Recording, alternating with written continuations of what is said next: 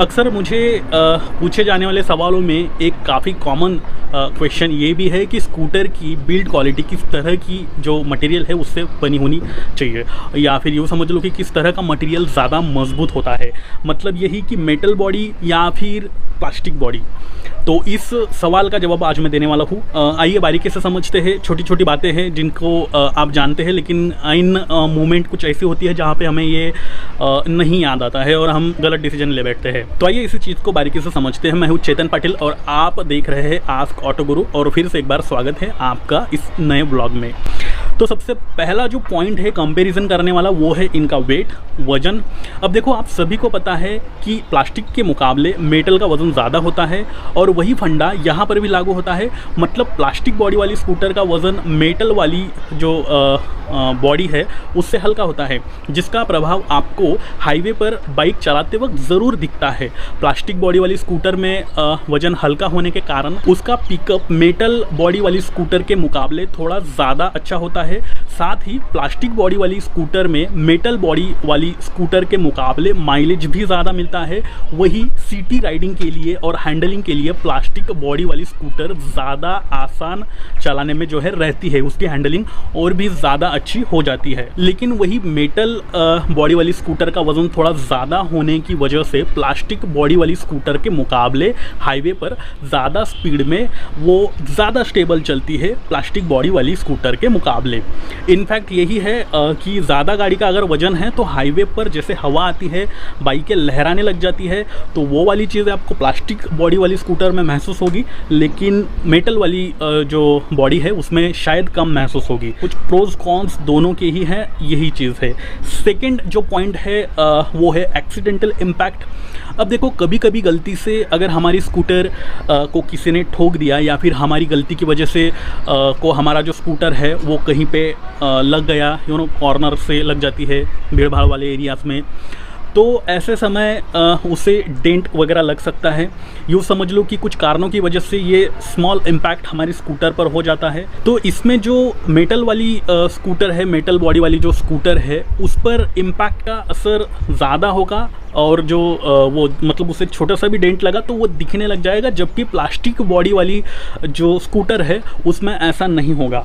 अगर इम्पैक्ट ज़्यादा बड़ा है तो डेफिनेटली प्लास्टिक टूटने ही वाला है, लेकिन मेटल पे थोड़ा भी इम्पैक्ट हुआ तो वो दिखने लग जाएगा। शायद कलर वहाँ से निकल जाए तो आपको उसे रिपेयर तभी करना पड़ेगा, अदरवाइज़ वो ज़्यादा ख़राब और भद्दा लगने लग जाएगा। अब अगर बड़ा इम्पैक्ट हुआ है तो प्लास्टिक बॉडी वाली जो स्कूटर है वो कहीं ना कहीं डैमेज हो सकती है, टूट सकती है, उसमें भी खर्चा लग सकता है।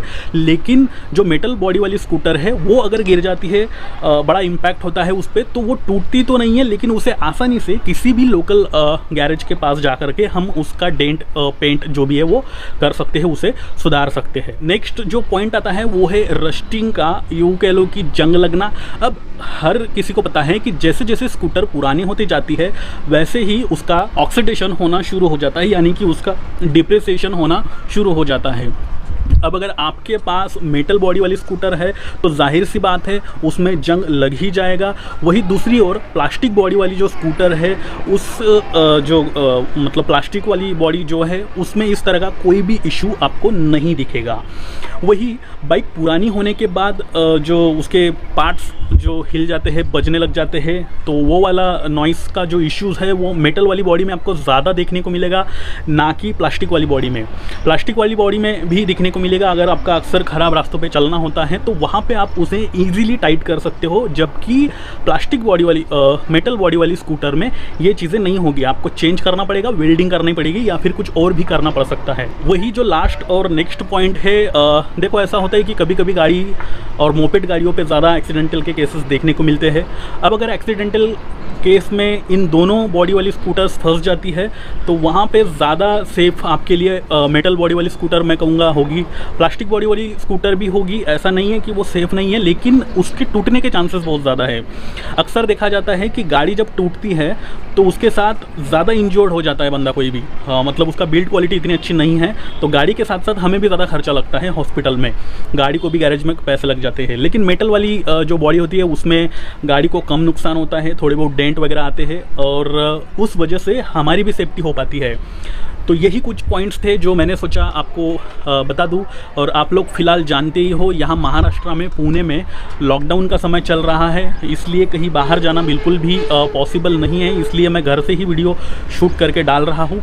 अब मैं आप लोगों से पूछना चाहूँगा कि आपके कुछ ऐसे सवाल है, आपके कुछ ऐसे क्वेश्चंस है जिनके ऊपर मैंने पर्टिकुलर वीडियो बनाना चाहिए, आपको इन्फॉर्मेशन देनी चाहिए, तो आप मुझे कमेंट करके ज़रूर बता सकते हो। पैंडेमिक काफ़ी ज़्यादा फैल चुका है, मैं आप लोगों से भी रिक्वेस्ट करूँगा प्लीज़ घर पे रहे, सेफ रहे। आपके कार और बाइक से रिलेटेड सभी तरह के सवालों के जवाब पाने के लिए कह लो इस चैनल को आपको सब्सक्राइब करना होगा।